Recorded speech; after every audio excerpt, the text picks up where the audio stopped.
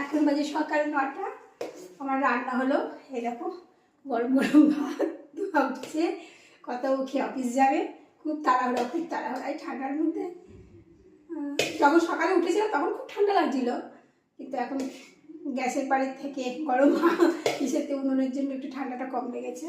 রান্না তাড়াহুড়া করে কী করলাম যেন, লাল আলু ভাজা করলাম আর ফুলকপির ঝোল করলাম। দেখাচ্ছি ভাতটা। এরকম রান্না করেছি লাল আলু ভাজা, মিষ্টি আলু ভাজা, আলু ফুলকপি বড়ি দিয়ে ঝোল করেছি। আর দেশি মুরগি ছিল, দেশি মুরগির ডিম সেদ্ধ দিয়েছি, জানো তো, সেদ্ধ দিয়েছি। এখন বলছে কথা বলছে না, ডিমটা খাবো না, ডিমটা রেখে দাও। আর রাত্রেবেলা যখন খাবার, কালকে একটু ডাল ছিল, মুগ ডাল কালকে করেছিলাম, সেই ডালটাকে শুকিয়ে পেঁয়াজ লঙ্কা টঙ্কা দিয়ে একদম নেড়ে চেড়ে রেখে দিয়েছি। এগুলো কিছুই খাবে না বলছে, শুধু লাল আলু ভাজা আর কী বলে এটাকে, ফুলকপি ঝোল দিয়ে খেয়ে যাবে।